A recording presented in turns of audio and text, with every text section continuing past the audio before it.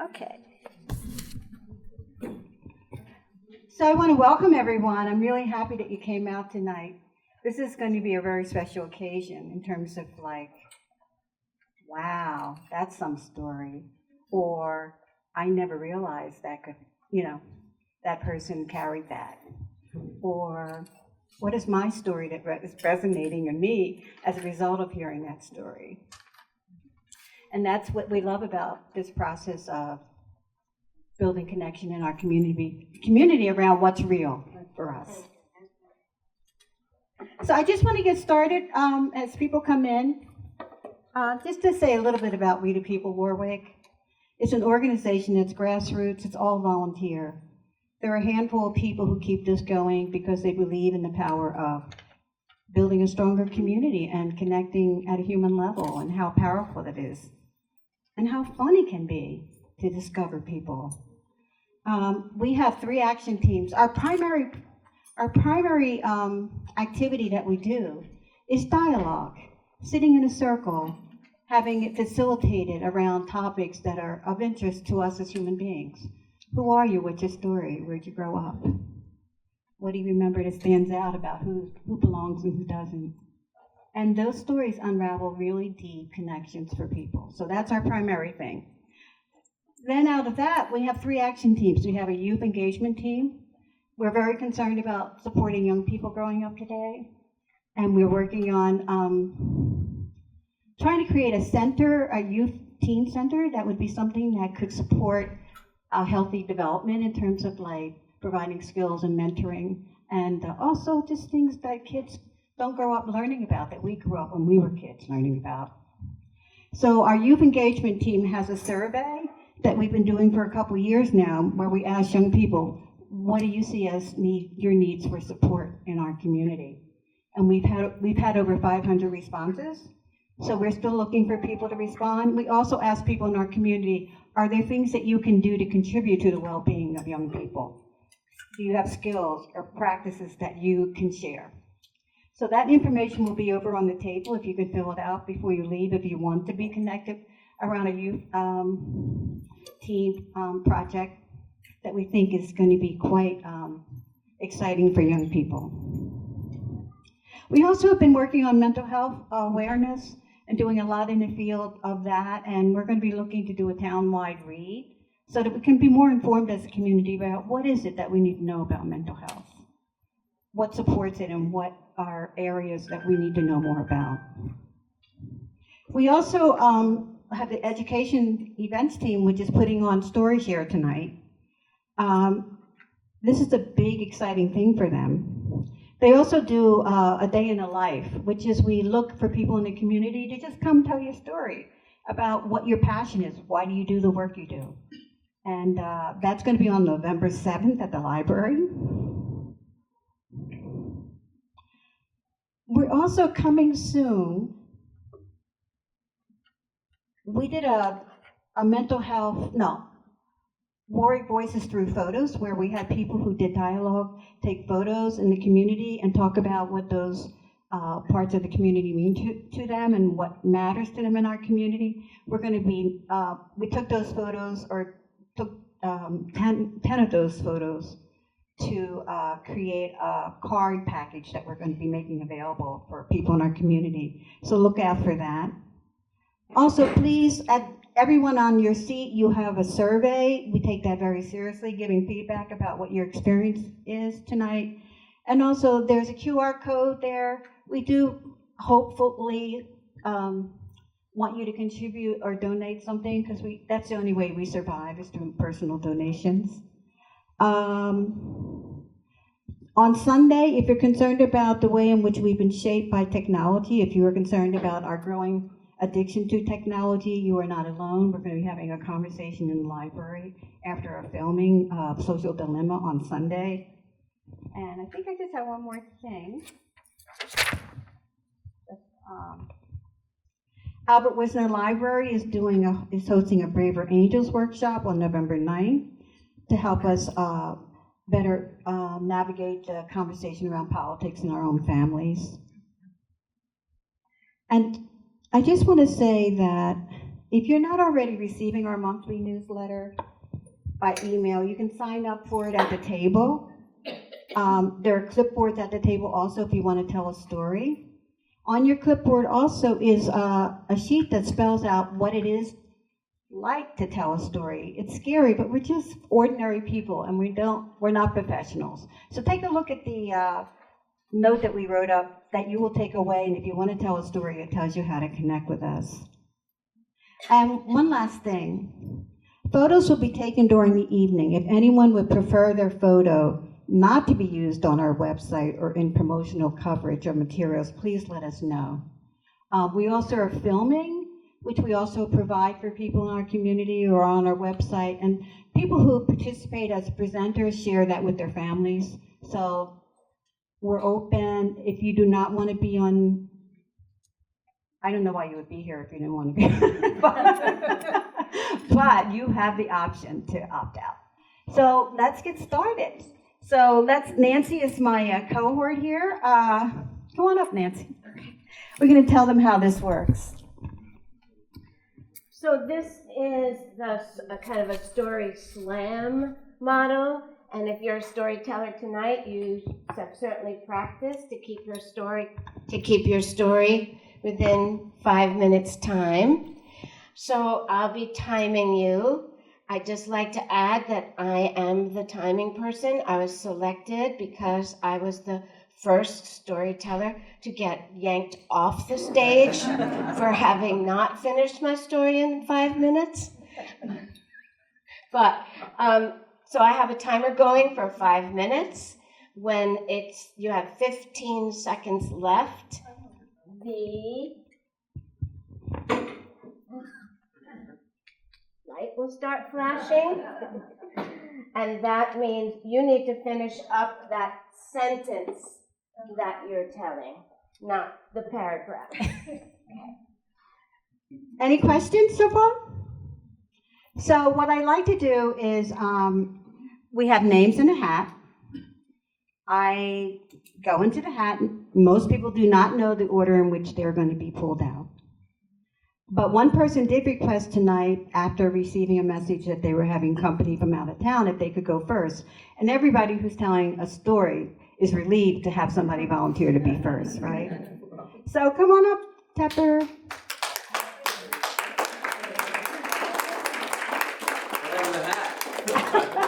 You know what the wonderful thing is about tonight? We had about 5 Greenwood Lake people here who are actually telling a story. I love that, yeah. How are you? Good to see you. Great. I just met him once. Like most of you, I've only met once. I go in and I say, hey, that's a story. You have to come and tell your story. So let's hear.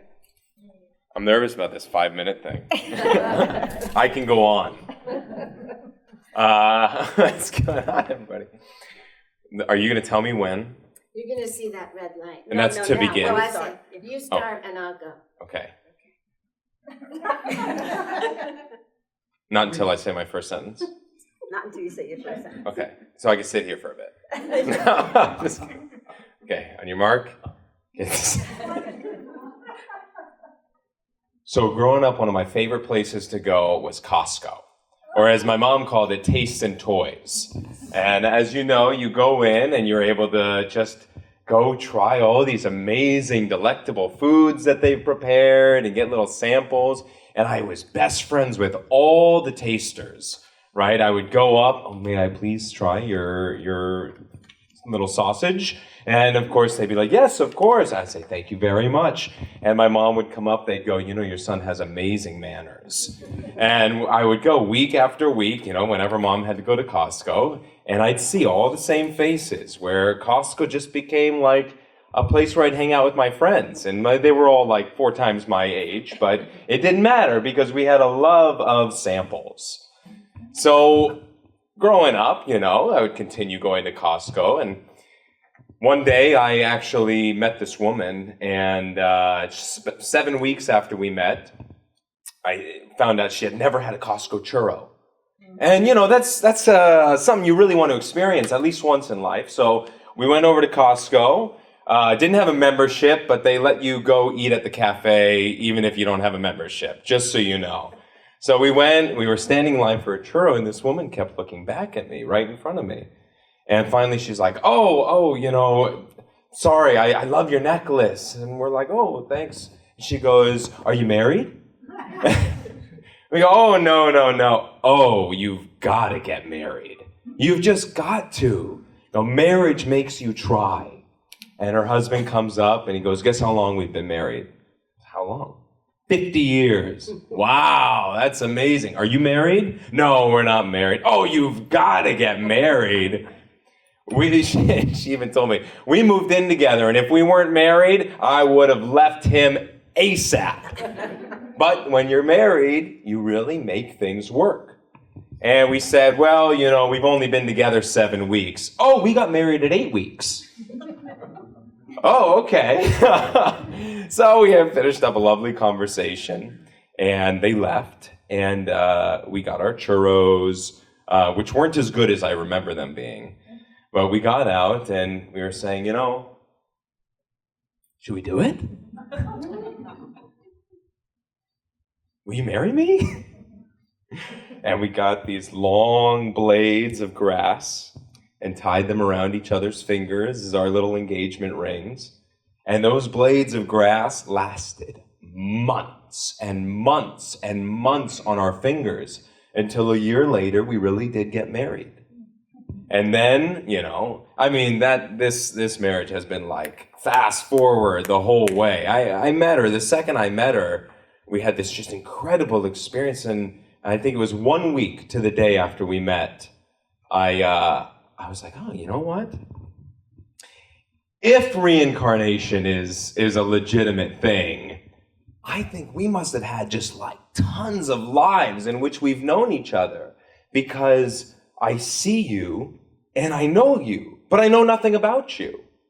And that was how it went. It was just like two souls right together. And I never knew love until I knew that love. We all think about love. We all think, especially when we're like teenagers, elementary school, middle school, high school, oh, I'm in love, college, oh, I'm in love. But when you meet that person who you can go through anything with, you go, that's love. That's what love is. And, I'm glad we got married, because marriage makes you try. And we've had to try many times. But no matter how many times we try, and no matter how many times can I stand my entire life with you by my side, waking up next to you every day? We always say, yes, I can. And we try, and we do. And we're not at 50 years yet, but we've at least passed the 5 mark. Thank you all very much.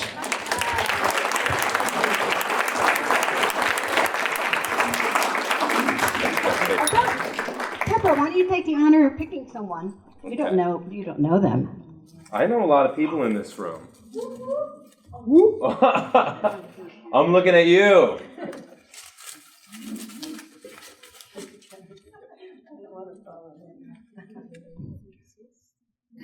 It's Tepper again. All right, so I've got another story. Diane Rowe, you are the next story. Thank you, Beverly. Thank you.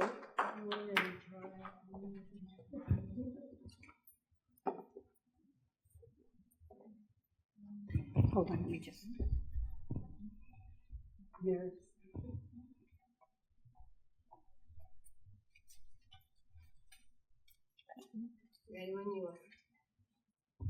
My parents dropped me off for my first weekend at college, Michigan, and they left, and the next thing I felt was completely overwhelmed. I wanted to go to school, but I thought, will I ever make friends? Will I ever fit in? And the first weekend, our dorm had a meet and greet. So I went to it, lots of people out on the lawn, and I go up to some girls from my hall, say hello, didn't really get a conversation going. Tried this a few times, and then I saw across the lawn a guy wearing a Chicago Symphony Orchestra t-shirt. I said, that I can talk about. So I go over to him and I say, like your t-shirt? Yeah. I said, do you like the Chicago Symphony Orchestra? I'm wearing the t-shirt. I worked for them for the last 3 summers. Are you from around there? Yeah, I live in Lake Forest. I live in Highland Park. We're neighbors. If you call that neighbors. I couldn't leave him fast enough. It was, not a conversation I felt like he was interested in pursuing. So I got on with my studies. I was a history major, made some friends. I also took calculus just for the fun of it. And I thought, because it's just for the fun of it, I'll take a pass-fail. Got a B on my midterm, and I thought, I only need to get 30% on my final to pass calculus. So I put the book aside and never thought about it again until finals week, when a friend says to me, I haven't seen you studying calculus. We're in that class together, aren't we? I said, yeah, but I'm taking it pass-fail, and I got a B on the midterm, so I'm set. She pauses a second, she goes, you need to get a C on the final to pass a pass-fail class. It's like, no. I have to study a semester's worth of calculus tonight and learn a quarter's worth. So I start knocking on people's doors. Would you help me learn calculus? No, I've got a term paper. Would you help me learn calculus tonight? No, I've got a physics final tomorrow. So I go to a friend, Brian, and I say, will you help me with calculus? He goes, I have too much to do. Go talk to Steve. Steve can help you. He's a math major and he's done studying for the quarter. I'm like, okay, which Steve? There's 3 of them. And I'm like, I said, oh no, are you talking about orchestra Steve? Yeah, orchestra Steve. Like, okay, I want to pass. So I go knock on orchestra Steve's door, come in, and I see him playing solitaire at his desk. Okay, teach me calculus? What do you need to know? Kind of everything since October? Okay, where's your book? So for 2 hours, he crammed as much into my poor head as I could handle. He would have gone another 2 hours. I could not stand it. So I'm looking for a way out. And I said, we're going to have popcorn in my dorm. Do you want to join us? He goes, yeah, okay. I'm like, wow, 2 surprises in one night. So it came down. Next morning, I took my final, came back from winter break, found out I passed calculus. So I went up to Steve's room and I knocked on his door and I said, thank you, I passed. He said, oh, great. He said, hey, I've got tickets to the LA Philharmonic in 2 weeks when they're in Ann Arbor. Do you want to come? Okay. So we went. We had a nice time. We fell in love. After grad school, we got married. And I said, this is great because my kids are either going to have his math genes or a tutor in the house. So my daughter goes away to college, years later, and she calls me, Mom, I love my classes. I don't get this calculus. I said, don't worry, Daddy's home tonight. He'll call you and set you straight. No, I don't want to bother him. I found a guy on my floor who can help me. A guy on your floor? He's teaching you calculus? Yes, Mom. I said, does he know how your mom and dad met? Yes, Mom, and his boyfriend does too.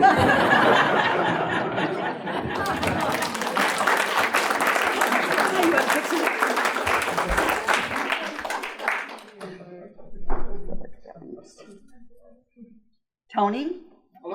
Donato. Tony Donato. Do you want it back in there? Good story. Tony only met me once, too. Oh, should we kiss? Are you going to tell your story? Yeah. Yeah, I have it written down so I don't forget what my story was. Can you all hear me without the microphone? Yeah. All right, great. So, I'm Tony D, and my story starts in 1962. I was born in 62, obviously, and 2 months later I was adopted. That's where my life started. Went through a great childhood. My adoptive parents, that I didn't know were my adoptive parents, were awesome. Would have never known in a million years. Had a great young life, found my soulmate, Tara, when I grew up, and got married. Matter of fact, we had our reception in this hall. The Elks really hooked us up. It was $1,500. We had 250 people, open bar. It was great. It was what a great story. And my son, my 37-year-old son, also had his reception here. I cooked. So my kids are in their 30s now. When they were in their early 20s, they wanted to take the civil service test and become 911 dispatchers. So as a camaraderie thing, they said, hey, Dad, come along with us. Take the test. So I did. I got 100. I got a job. They went on to other things. Thankfully. It's not a great story. So I worked here in Orange County as a 911 dispatcher for almost 10 years. It was a good job. There was a lot of challenges with the job. We have, a fentanyl crisis in our country. Children are dying. Well, when children overdose, they call 911. And I say, 911, where is your emergency? And then I teach the parent of the poor child who made a mistake how to do CPR on their child. When I first started, we were doing one CPR call every 6 months. By the time I finished, we were doing 3 CPR calls a day. It was not a good thing. Years went to years. After about 6 years, my mind had enough.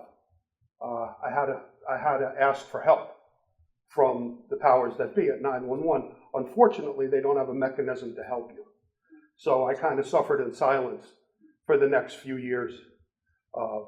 Going into work, we were understaffed by 40%. So we were working, it's an 8-hour shift, but it's a mandatable job. If anybody knows what a mandate train feels like. You go in for 8 hours, not wanting to be there for 8 hours, and then you're stuck for 16. So my shift was 3 to 11. It's called the C line. It's after work, after dinner. It's when all the domestics happen. It's when people decide to make bad mistakes. And, God bless them. They made a mistake. They thought they were doing one thing, they got something else.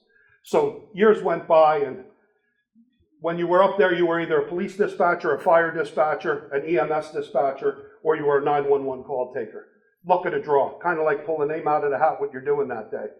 Thankfully, my last day at work, I was on police dispatch. We got a call for a child that had overdosed. The police went there, and God bless whoever invented Narcan, saved the child's life. As we're clearing the police, I don't look at the names, I just look at the job. If you personalize it, it gets to you even quicker. So, as the police are leaving, we get a call. One of my partners from across the room says, hold them. So units hold. I won't mention what town it is or anything, out of courtesy to the families. The little brother picked up the garbage, and he did a needleful, and now he's overdosed. I looked at the names. Those children grew up with my sons. They walked to school with my sons. Their mother, my wife, and the kids walked to school every day. A bunch of years, from peanut to teenager. Took off my headset, put it down, cried uncontrollably, went to the supervisor and quit. That was it. I had had enough. It was all I could do. It's not all bad. I mean, there were some funny stories up at 911, but the sad stories are there's a lot that goes on out there. If you know a 911 dispatcher, hug them, because they're going through what you have no idea. They're living vicariously through everybody's problems. It's been 10 years since I've been there, and it's still hard to talk about it fully. At least I can get the words out now. But I will tell you, there's some lady in Montgomery that's still laughing. She was on Ward's Bridge. She calls up, 911, where's your emergency? And she says, there's a giant animal in the middle of the road. Oh, it's a beaver. And my husband's poking it with a stick. So I asked her, I said, ma'am, your husband's poking a beaver in the middle of the road? She had no idea what I was inferring. But she got it minutes later and said, oh my God, I can't believe you said that.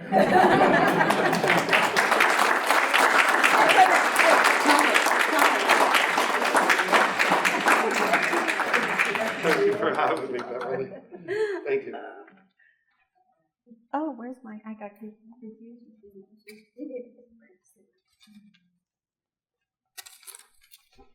Mark.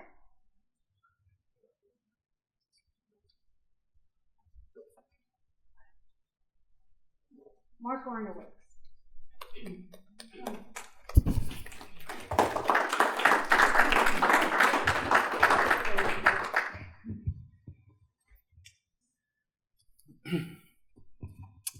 It's 1976. My brother comes home, visits our mother, and says, "Mom, I'm gay." She says, "Mazel tov, don't tell your father until I'm dead." This has happened to you, right? 1990, my mom passes away in Tucson, Arizona. Her wish was to be cremated and have her ashes spread in the Pacific near where my brother lives. So, my brother flies to Tucson on a Friday and goes to my father's house. No mention of my mother's ashes.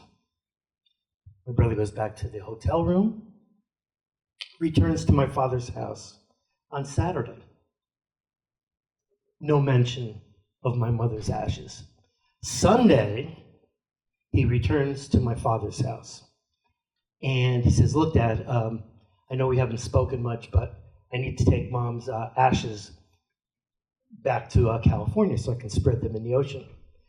So to which he replies, "Okay, well," he says, "they're in the potting shed, in a coffee can, in a Safeway bag." My brother goes to the potting shed, grabs the bag, and goes home. The next day, my phone rings. "Your brother took the bone meal." So, well, Dad, can't you use Mom? There's more calcium in Mom than there ever was in the bone meal. "I want my bone meal." Call my brother up on the phone. "Randy, let me ask you something." He says, "Wait, I gotta tell you." He says, "I went down with Mom's ashes. I went to the shoreline. I spread her ashes into the ocean, and they all blew back in my face and on the beach."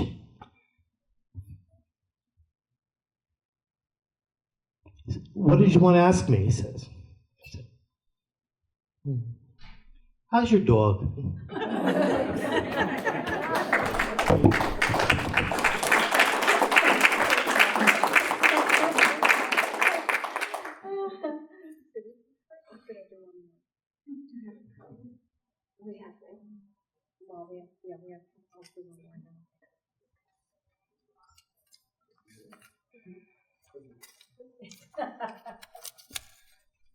Bob? No, didn't we just? Oh yeah, Bob Barlow.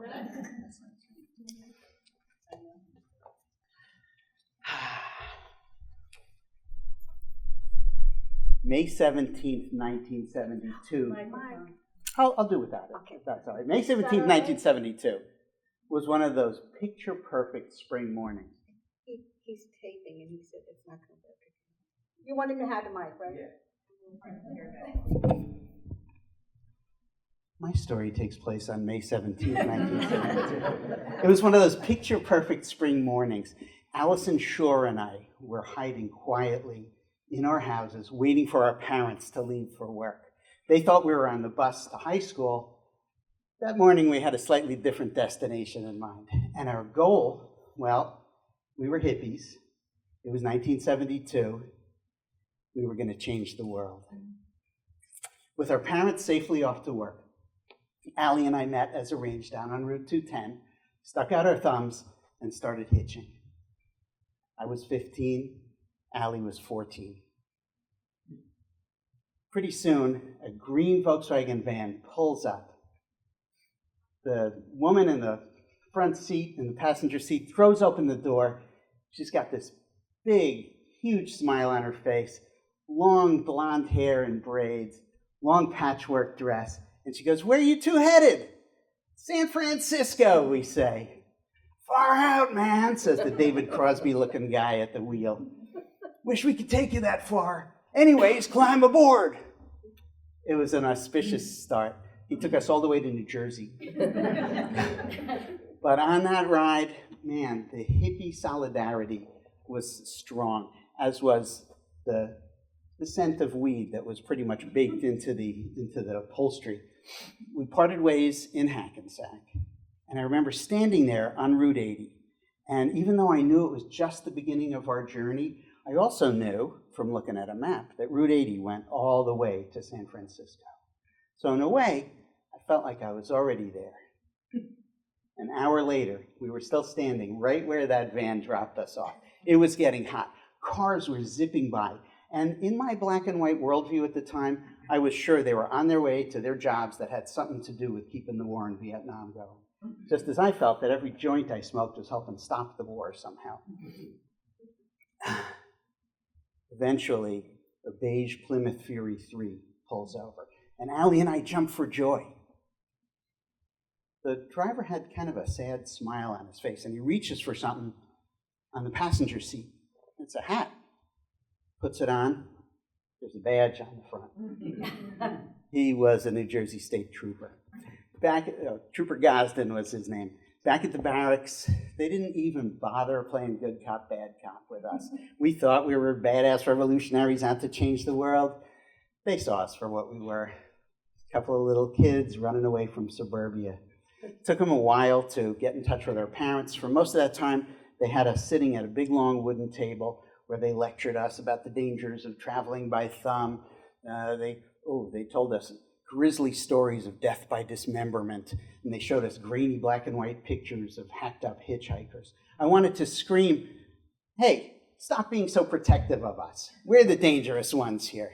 At one point, the dispatcher comes in. She's a middle-aged lady with a big beehive hairdo and Benson Hedges cigarette in her mouth that bobbed up and down when she spoke. And she looks at Allie with her long, curly blonde hair. She looks at me with my long, curly brown hair and says, which one's the boy and which one's the girl? That one-liner brought down the house. It was clear we were nothing more than a piece of humor for them. Allie's mom was the first one who showed up, and she did not see the humor in the situation at all. She didn't even talk to me. She just stared daggers at me as she went to collect her daughter. It was getting on to dark by the time they got to my mom. She was taking classes up at New Paltz, studying to become an elementary school teacher. Trooper Gosden explains the situation to her and then says, do you want to talk to your son? He hands me the phone. Hi, Mom? I wasn't sure how she was going to react. There was a pause. And then she started laughing. And I started laughing too. And I'll admit it, I cried a little. I'm not even sure why. I think I was just relieved. After the day I'd had, I was ready for a little bit of normal. Don't get me wrong. I still wanted to change the world, but sitting there in that police barracks, the prospect of a warm bed to sleep in and a nice home-cooked meal, that sounded real good to me. The revolution, that could wait until tomorrow. Thank you.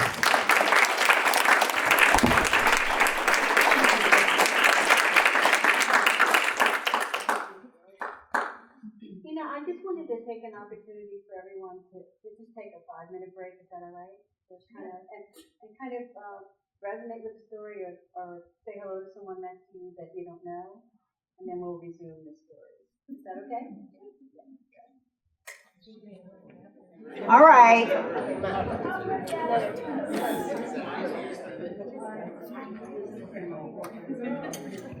It's wonderful to see people so energized, and I'm really happy that you're enjoying it.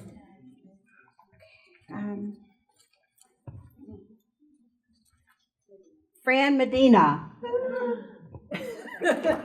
Greenwood Lake person. Thank you. Hi, everyone.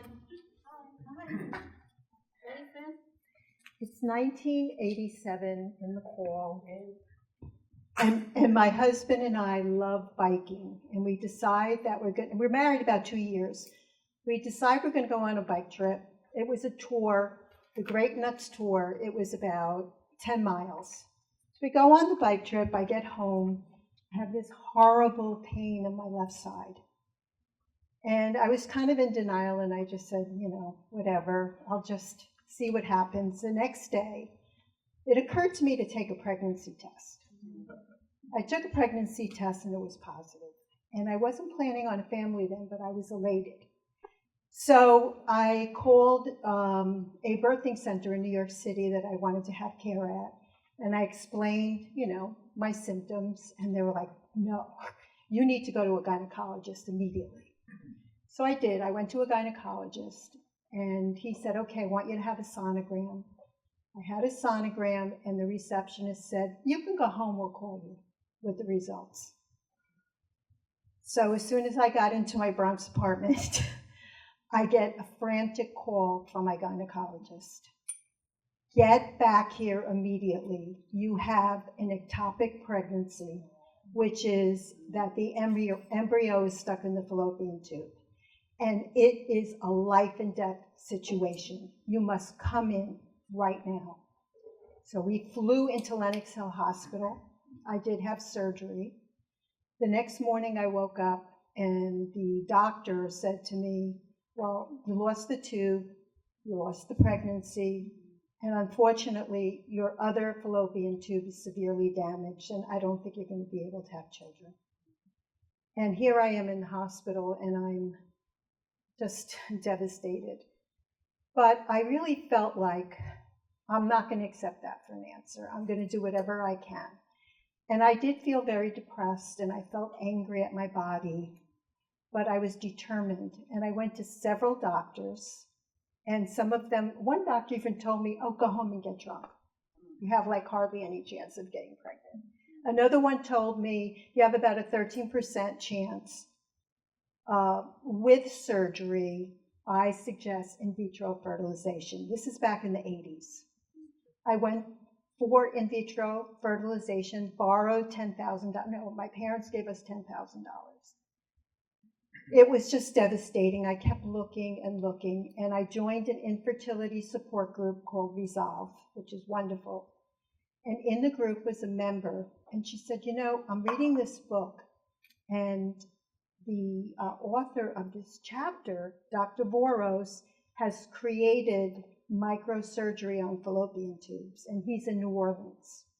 So I got on the phone and I called, and they said, send your records. I was down there within like a month, had the surgery, and then when I woke up, I felt a dressing on my abdomen, and I knew that the surgery was a go. So he told me, if you don't get pregnant in 6 months, I want you to have a test called a histosalpingogram, which is opening the tube. It's done in the office. It blows open the tube. It's a procedure. That's exactly what I did. 7 months to the T, I got pregnant with my son, David, who's now 34 years old. Then, when my son was 5 months old, I decided to take a pregnancy test again, and I was pregnant. So I woke up my husband, he was on the couch, and I said, honey, I'm pregnant. He said, oh my God, I must be having a nightmare. Because we had a 5-month-old, but of course it was such a blessing. And now I have a 33 and a 34-year-old, and they're my miracles. And I just feel so grateful, and I feel so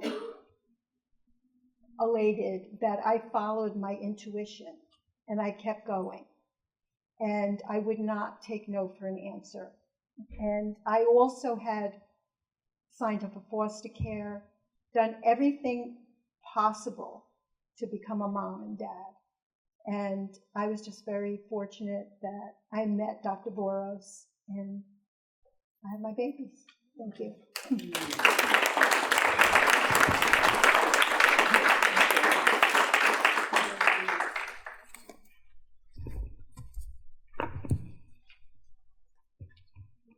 Jeff Howard.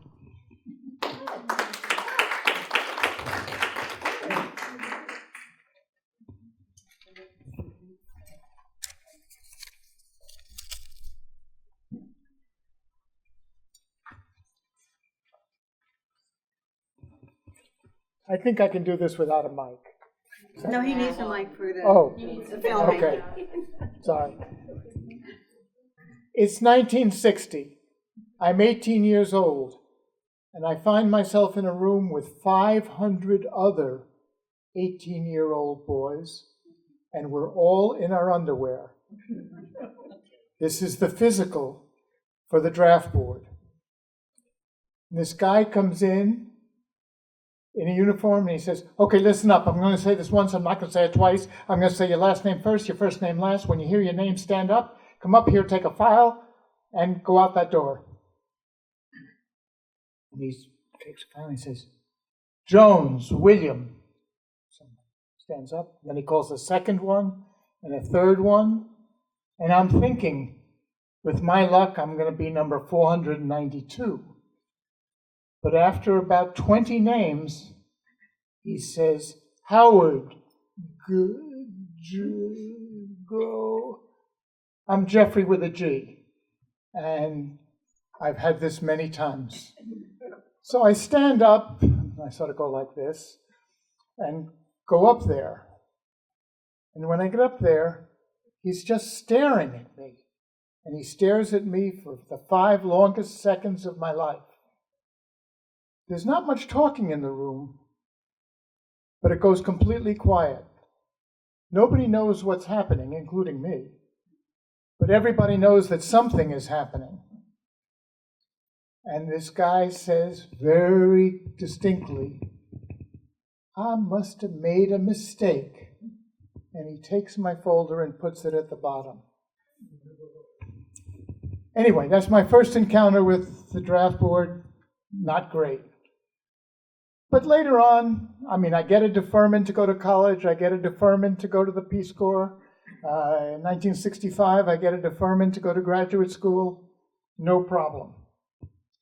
1967, I'm finishing graduate school, and I get a job offer that I'm really interested in to teach economics at a graduate school in India run by the Jesuits, the Indian Center for Labor Management Relations.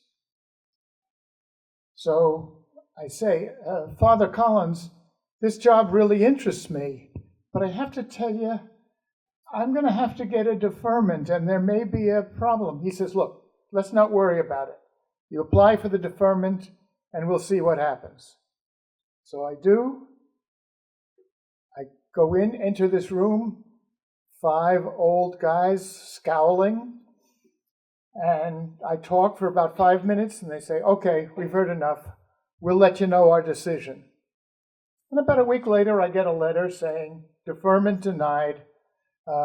Get ready to report for duty. I call the Jesuit headquarters in Boston, and I say to somebody, look, I'm sorry, I told Father Collins that this might happen, and I guess it has happened, so I'm going to have to decline the job in India. And the guy says, well, wait, let me talk to Father Collins. I'll call him in India, and let's see if we can work something out. And I say, you didn't see the look on these guys' faces. He says, look, let's just let it play out. I say, okay. And about 10 days later, I get another letter saying, come in for a second interview. And I walk in, everything has changed. Jeffrey, come in, sit down. We've learned some interesting new information about your job and how important it is. Deferment granted. So I go off to India thinking, wow, the Jesuits, whoa, do they have power and connections? Anyway, the job goes very well. I'm teaching economics to middle managers in some of the biggest Indian companies. And as I say, it went very well. It's now 20 or 25 years later. I'm living in Warwick. I pick up the New York Times and I read this article that says one of the foundation has been discovered that was a pipeline for CIA funding in India. And I said, wait a minute, that name sounds really familiar. And then I realized that it was the foundation that was giving the money to the Xavier Institute. And all of a sudden, all the pieces fall into place. That's why I got the deferment. That's why everything worked out.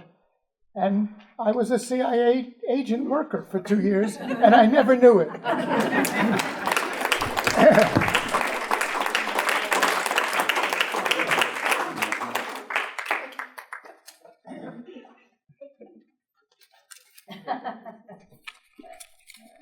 Craig, Roberts, Bonus.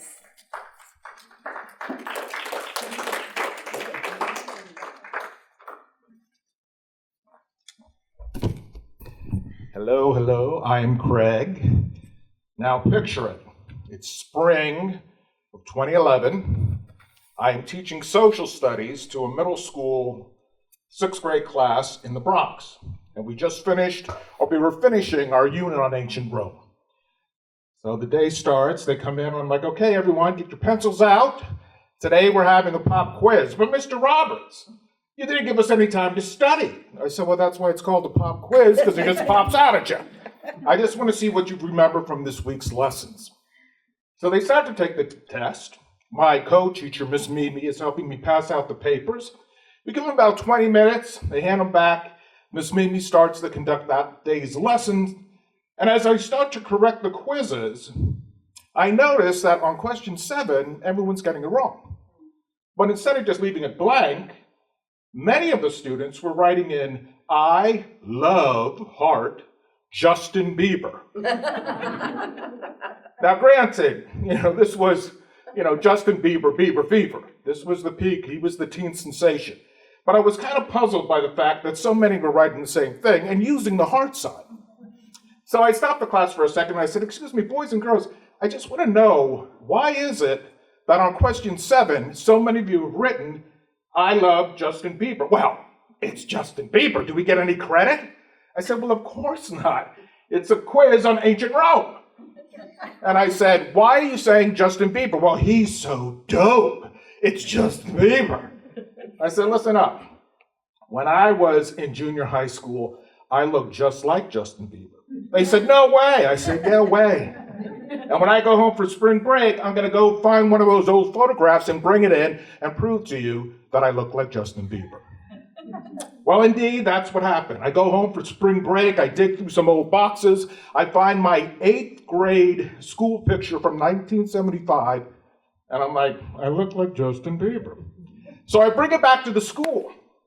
I gather all the students around after spring break. And I say, okay, boys and girls, listen up. I told you I was going to bring a picture of me when I was in junior high school that I looked just like Justin Bieber, and here it is. So we're gathered around and we're looking at the picture, Miss Mimi and myself. Everyone's hooting and hollering and laughing. And one girl, Rosalind, is hysterically crying. Crying like you can't even imagine. Now, she indeed was one of the biggest Justin Bieber fans. But she wouldn't stop crying. Miss Mimi got concerned. She was going to call the nurse, get the defibrillator, whatever, the defibrillators, because she thought Rosalind's out of control. But I settled them down and I say, Rosalind, what's the problem? It's only a little joke. Why are you so upset? And with her tear-stained face, she says to the class, because when Justin Bieber gets old, he's going to be so ugly.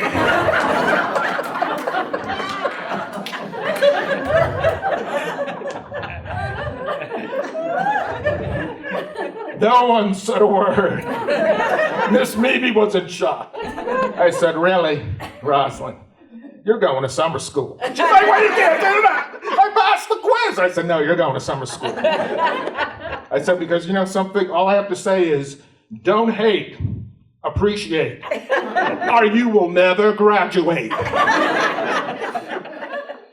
And what I always tell my friends is, you know something? You never mess with the old guy, Justin Bieber. Now, here's my proof. I brought this along, and you'll see what I'm talking about. I look just like Justin Bieber! Am I right or wrong? And can you believe Rosa never even said anything to me from that day on? She graduated in the next grade. I saw her eventually, like 2 years later when she was out of the school. Never another word. Because I ruined her Justin Bieber idolization. So that's what my story is tonight. Thank you for laughing.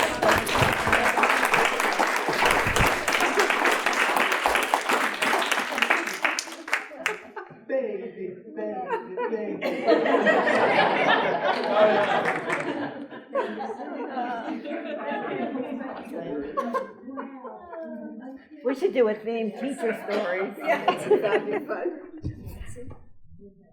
Pavia. All right. Not on the floor yet. Okay, can I have a second to practice? Is that good? I just want to see if it's loud enough. Okay. Okay. Are you ready? Yeah. Am Are I you ready? ready? Are you ready? Okay, so it's 2014. I'm on sabbatical. I decide to go to Sicily. My paternal grandparents were from Sicily. So I find an artist residency aptly named Villa Flavia. Now, you know my name is Flavia, so I'm going to go there. Okay, I'm alone. I don't know the language, but I arrive in the city of Catania on May 5th. And I go to a B&B, and I'm feeling a little odd. I'm not feeling right. I don't know what's wrong with me, but I'm coughing, endless coughing. And as the day proceeds, I'm coughing. I can't eat. I can't lie down. I cannot sleep. I'm up all night. And this feeling of dread washes over me. I fear that I might not wake up in the morning. When the morning comes, we call a doctor. The doctor, in Italian, and I don't need a translator for this, says, il cuore, which means the heart, right? Okay. Minutes later, I'm in an ambulance racing through the city, siren blaring to the hospital. I get there, this very charming emergency room doctor comes in. Miss New York, and he's so cheerful. But he understands something's radically wrong, and he gives me an echocardiogram. Now, I look at this echocardiogram, and I know something's not right, but I don't know what it is. I see little flags, 4 little flags, flying over the left side of my heart. Doesn't look right. So, what is it? It's a mitral valve rupture. Now, a mitral valve is the thing that channels the blood through the chambers of the heart. And for me, my blood was going backwards, and my lungs were filling with fluid. And that was why I was coughing endlessly. Now, the director of the hospital comes to see me. He says, don't worry, we'll take care of you, socialized medicine, no problem, but you got to call home. So I call my husband, and I say, listen, Keith, call Ginny. I don't know what to say. You tell her what's going on. So Ginny now is my best friend. She is a cardiac care nurse clinician, has been for 40 years. And this is a woman in a crisis. You want Ginny. She's carried hearts in boxes and little coolers across the nation for transplant patients at a moment's notice. So Keith speaks to her, and she says, Keith, I'll go. You stay, I'll go. Within 3 days, Ginny is there. Okay. Stroke of luck, she's retired recently. And then the next stroke of luck is that the doctor that is going to do this surgery for me, that was what the intervention was, I had no idea, was an expert in non-invasive mitral valve surgery. So off we go. A few days later, I have the surgery, and I expect to be discharged in a couple of days. Well, it turns out I'm not. And what I don't seem to know is that my heart has not started beating on its own again, and never would. And so I'm on an external pacemaker. One morning, Ginny comes in, 11 o'clock, as usual. She looks at me. She thinks I look like I'm dead. She looks at the pacemaker, and the battery is dead. And she races out and gets the nurses and the doctor, and they come in and they set the battery up, and the heart starts beating again. So everything seems fine. But days go by, and it's clear that I need a pacemaker. So one day they bring me into the pacemaker surgery, and it is traumatic. It is so traumatic. I had no anesthesia. I was yelling, I was screaming, I was even cursing. Anyway, it was over. When I got back to my room, Ginny was there. And I thought, oh my God, I couldn't have survived this without Ginny. She knew exactly what to do and how to comfort me. And so Ginny was there, and she was there from 11 to 7 for an entire month while I was in the hospital. And if I learned anything in this medical crisis, I guess the biggest thing was that there's nothing like a deep and abiding friendship with a good friend. And also, I felt very lucky, and also, I got a pacemaker, which was another stroke of luck.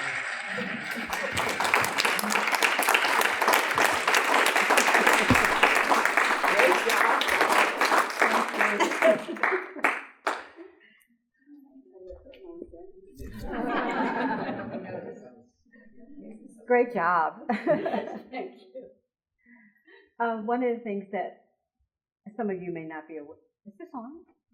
Oh, I think I turned it off. One of the things that you may not be aware of, not gone through this process, is that there is coaching. So I see how people evolve with their stories once they, tell their story and then get pointers on what to kind of shave off or add on to it. So great job to everyone tonight who came. How many people here have told a story, even if not, not this time necessarily, but have told a story for Fourth Story Share before? Yeah, look around. There's quite a few here in the back, too. Usually what we do is we open up the floor at the very end to see if any story is resonating with any member of our audience. So if there's someone out there who would like to tell a story, you want to raise your hand? Yeah, come on up. Say your name and let it go. I'm Ron, and it seems like the longer you wait, the harder this becomes. When I was a little kid, I used to stutter, and because of that, it was difficult for words to come out of my mouth. And I became a shy, introverted, quiet kid. And all through elementary school, I rarely said anything or spoke to anybody. In 7th grade, I had a teacher, Miss Gormley, a very nice woman, and she thought the best way to cure my stuttering was to put me in the school play. And that year, the school play was Tom Sawyer, and I was going to play Judge Thatcher. Well, every year for the show, they would have a preview the Friday afternoon and then have the show that evening. Well, one of the scenes for the preview was, as Judge Thatcher, I come out on stage in front of the curtain, and we're looking for Becky, my daughter, who's in the cave with Tom. And I walk out on stage, the audience is filled, maybe 1,500 kids in there, and I walk out and I say, "Where's Becky?" Well, like some of you laughed, a big kid in the back started laughing. And he stood up and started laughing so hard that suddenly another person was laughing, and then another person was laughing, and it became a roll of laughter throughout the auditorium. The principal came out on the stage and canceled the rest of the preview, and that was it. I suffered through high school with the humiliation and embarrassment of that, and I was the kind of kid who sat in the back of the room, never said anything, was very quiet, and if the teacher looked in my direction, my palms became sweaty, and my heart would be beating and palpitating a mile a minute. Somewhere along the line, since Tom Sawyer, I did stop stuttering, and I'm not exactly sure if it happened at any particular moment, but I remember traveling solo through India in the early 70s, and traveling with a holy man at the time, and he asked me to write letters to his friends all around the world, and I wrote these letters, and I felt very self-confident because I did not find necessarily an oral voice, but I found my voice through the written word, through writing. When I came back from the States, I decided to go back to school after having dropped out and decided to become an English teacher. Now, why would somebody who stuttered for part of their life want to stand up in front of people for their career and then talk for a living? Well, my intention with this was not to have any kids go through what I went through, the inability to use their voice in a public school classroom. Over a 45-year career, I didn't teach kids how to give oral presentations or give oral tips, but I did help them find their voice through writing, through a variety of assignments, through different genres, and not necessarily grading them on it. They were able to take risks. And by taking risks, many of them were able to find their own voices. What else can I say? There is an ending to this. Oh, so anyway, if anybody would have asked me when I was in my 20s that I would earn my living by standing up in front of a group of people, teaching them to find their voices when I could not find my voice at the time of their age, and then become an award-winning teacher, a published poet, I would never have believed it. So as the Grateful Dead would say, what a long, strange trip it's been. Thank you very much.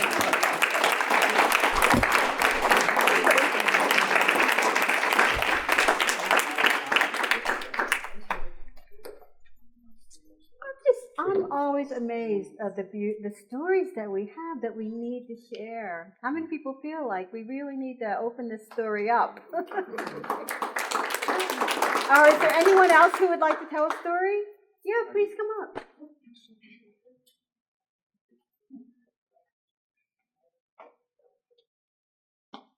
And just tell us your name and... Hi, my name is Devani. To make it easy to remember. Thank you so much for having me today. This is a wonderful opportunity. I love to talk. And so to find other people that like to talk is something that I find very exciting. So, my work. I work as a housekeeper. And a couple years ago, I was cleaning a room, and there was a corner that my vacuum wouldn't get to. And I thought, I'll skip it. I'll get it next time. And then I realized that not figuratively, but literally, I was getting ready to cut a corner. And I thought to myself, don't do that. So I took the vacuum off and I got the cobwebs out of the corner and I moved on. But for the rest of the day, I kept thinking about the corners that we cut in life. Sometimes they're literal corners and sometimes they're figurative corners, and it led me to a corner that I had cut. And it was never dealing with the death of my father. So it was October 7th, 2007.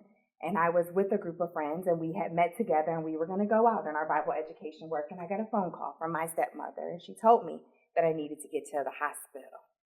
So my friends, one jumped in my car and drove me there, and I got to the hospital, and the doctor put us in a room, and he put on the screen, he put my father's brain, and he said, this is your father's brain. It's going to take 72 hours. He's had a stroke. It's going to swell down on his brainstem, and then he's going to die.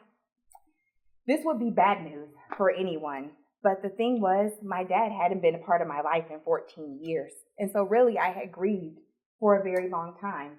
I thought one day, when I was probably about 65, I would get a phone call to tell me to come to his funeral, and we would all be done, or worse yet, I would find out that he got sick, and that I'd have to take care of him after he had to take care of me. But it didn't happen like that. I got there, my father, he couldn't speak, but he was awake. Tears were streaming down his face, and he grasped my hand. I can only think of the last conversation we had, which was an argument, because I have a brother that's 20 years younger, and he was starting the same path of rejection with him, where he wasn't spending any time with him. And I told him, I'm an adult, but he's a child, and you need to spend time with him. And so I was angry. And so I thought, that was the last conversation that I'm going to have with my dad. So here I am. I'm 26. I have a 23-year-old sister. I have a 16-year-old sister. And I have a 6-year-old brother. And we have to plan a funeral. My sister and I, we stayed by his bedside for 72 hours. And the man who I thought I would never just get a call at the end, I had to sit there and I had to watch him die. Hospice came in and they explained to us that hospice means no more food. And I thought, I don't like this man that much, but I don't want to kill him. They explained to me that it was better that way. And so we let him go. I thank my aunt, who was a EMS personnel, who stayed there with us and kept him palatable so that we could handle it. And so we did it. But what I learned from the situation is my dad, right? All these years I spent as a kid thinking that I was missing out and that he was having this great life without me. He didn't have an apartment to clean out. His possessions were a pair of no-name brand sneakers that were newer than what I remember him normally having, because really he worked at 24 hours a day, 7 days a week, and his only clothes were jumpsuits, the way I remember, and a receipt from a cheap grocery store. There was no apartment to clean out. There was no bank account to cash in.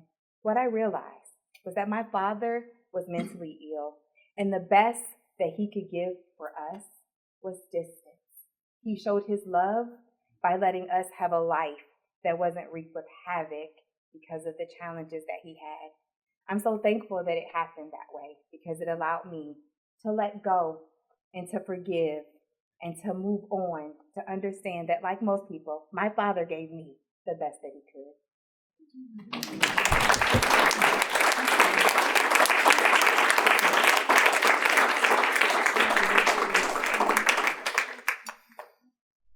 Thank you so much for sharing that.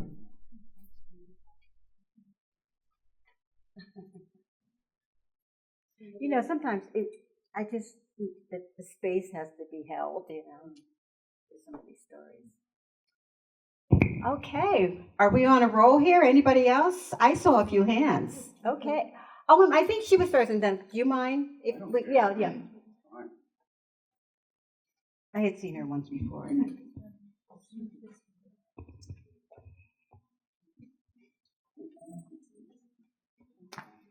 Thank you. My name's Jane Anderson, and I usually tell stories on paper, but I'll tell this one. About 14 years ago, I was going to Sloan regularly for breast cancer treatment, and occasionally I would drive, I would take the train. My kids would come with me, or some friends would come. When my kids would come, we'd make a day of it. We'd find a park, have a picnic or whatever. So my older son came on this one particular day, and he was 17, but he's a very young 17. He has some autism issues and stuff. So he was my companion. So we took the train there to Grand Central and did the appointment. He waited in the waiting room, and then we had some time to kill. And I said, so what do you want to do? And in my head, I'm thinking, don't say Times Square. Just don't say Times Square, because I am not a person who likes crowds. Times Square. So we go take a taxi or an Uber to Times Square, and we're walking around, and he's just absorbing all this, and I don't understand it, because usually if you have sensory issues, you don't want to be around that. But he absorbs that, and even to the extent, even now, he's 30, and we went to see Our Town a couple weeks ago, and he was just walking around Times Square and the same thing, just absorbing it. But anyway, I'm hating it, and I was making no bones about it, and I'm like, this is terrible, and in my head, but then it was coming out my mouth, and he could hear it, and he got mad, and I turned around, and this 6'1", 17-year-old was gone in the middle of Times Square, gone. Oh my God, I got to explain to my husband, where the hell is our son? And I text him. I said, where are you? He goes, I'm done. I'm going home. So I'm like, shit, where, I turn around. There's a subway station behind me. I said, there's no way. I walk in. Sure enough, he had already somehow gotten in. And he's there on the platform, so I'm looking at him, and he had never been on the subway before. He had no idea. And I said, well, I'm going to make this punishment. He wants to go on the subway. We're going on the subway. So I take him on. We wait for the car. We step in the car, and it's the cleanest, most beautiful subway car I've ever seen. I mean, beautiful, crisp, clean, bright, smelled good. There were probably birds flying around. And I'm like, what the heck is this? So we take it back to Grand Central, or like wherever. I'm still not sure the details. But so we get off, and I'm like, all right, well, we're going to be in a phalanx of people. It's going to be horrible, Now, at the time, he was a fan of America's Dance Crew, which is this, like, I don't know, like The Voice, but for dance on TV. Well, wouldn't you know, we get off on the platform, and there is a crew rehearsing right there on the platform. And he's standing there and he goes, "Mom, this is wonderful. Thank you so much." So the lesson that I learned that day is sometimes a punishment for one person can become a reward for another.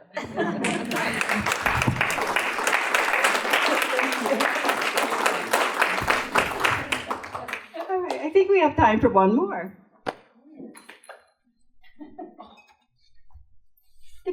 Did I see something like this? Well, ask what? My name's Graham, and I'm here from Fayetteville, Arkansas, visiting with Keith Stewart and Flavia Baccarella. I believe that if you have a deep emotional need and it's related to a loved one, that the universe will provide. In 1997, my father was dying of lung cancer, and I grew up in New York City on 75th between Park and Lexington. And my mother and my sister needed help taking care of my dad, and so I drove up here from North Carolina to take care of him. It ended up being the last several months of his life till he died. And at this time, I was kind of desperate as his primary caretaker to involve him in something that would keep his mind occupied as he was going through the last few months of his life. And he loved to walk, so I said one day, "Dad, would you like to walk around the block?" And he said, "Oh, that would be wonderful. Will you take me?" And I said, "Of course I will." And so we walked from 75th between Park and Lex up to Park Avenue, around. It was uphill, and he was tired. He had lung cancer, and he couldn't breathe very well. And he said, "I would like to sit on this stoop here." It was a low, concrete sill of a window on a brownstone that had a big brownstone that had a full staff at the door. And so this man came out, this black man came out to talk to my father. And he was so kind and loving and engaging, asking my father what he did and for a profession, what he did for fun. And so then, once that was over with, we'd walk back to our apartment. Well, I did that every day, Monday through Friday for several weeks, probably 2 or 3 months. And my father died. And every day this man entertained my dad. And my dad loved it. It kept him alive, and it kept him engaged, and it kept the pain at bay a little bit. So after my dad died, I had to go by and thank this man.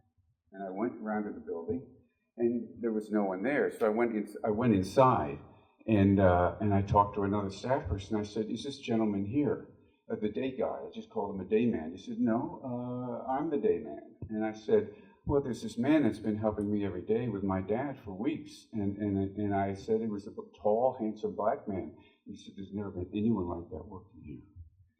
And so I left, and I didn't know what else to think, but that I was grateful to the universe for that. And so a year and a half later, in 1998, I had knee surgery at Beth Israel Hospital. And I was coming to in the ICU, and there were nurses coming and going, and I got my head back in order. I cleared up, and here was this man looking over me, the same man in a nurse's outfit, and he said, "You did right by your father." And I didn't know what to do, and I was stunned. And when I was being let out that day, it was like prison, I said, "Do you know this man? Where is he?" He said, "Well, he just works the day shift, and he's gone now. And he's only been here 2 or 3 days, so I don't know his name." So my father was dead, and the funeral was soon, and I was going to eulogize him at the funeral. And I had hair down to the middle of right to my butt at that time in my life, and my dad loved my hair. He couldn't understand how a man could have the guts to do that sort of thing, so I braided it myself. And so I thought, in honor of my father, I would have someone. I tried to find a way to get my hair French braided, because I was going to eulogize him at Brick Presbyterian Church in Park on 91st Street. And so I went to my mother's hairdresser, and I asked, "Do you have someone that could do this for me here today?" He said, "Sure, we have this woman that just started working for us, and she would be." They asked her, and she said, "Oh, sure, I'll do this."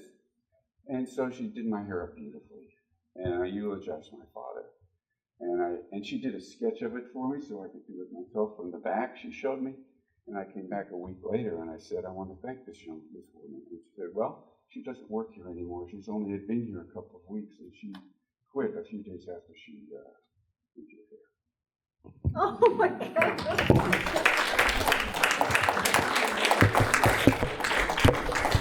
That was very theme-oriented for this time of year, you know. Did you get chills? I got chills. Let's have, if you have a story jumping out, I think you need to bring it up.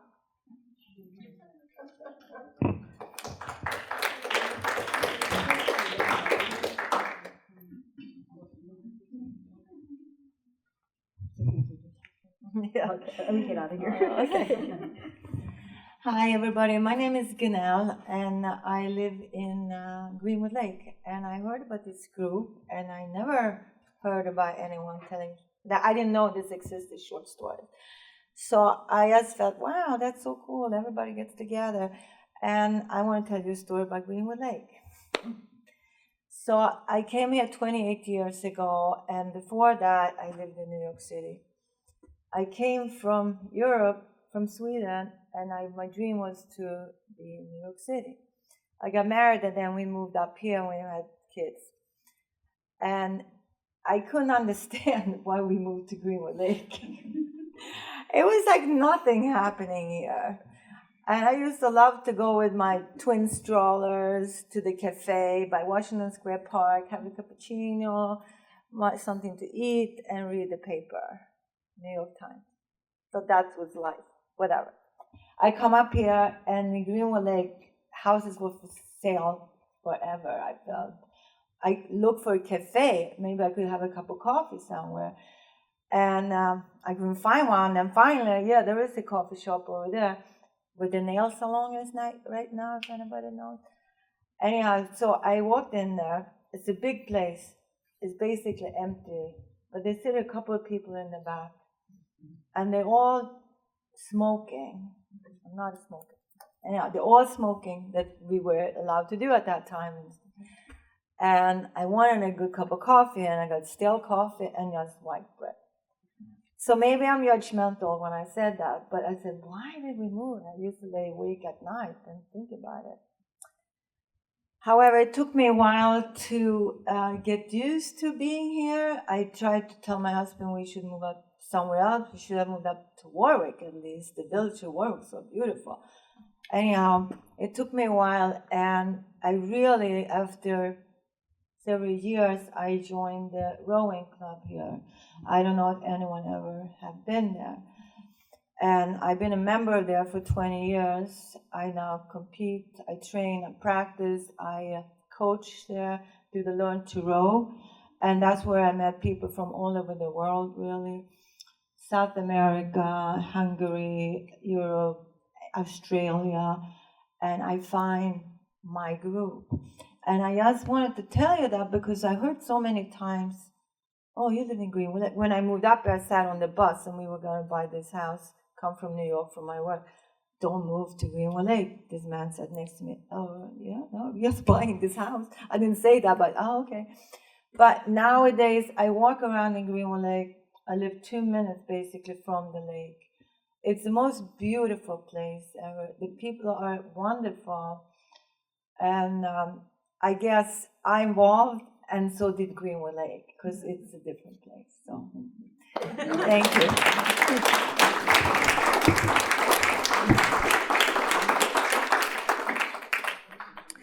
Well, I want to thank everyone for coming. Boy, this is really special tonight.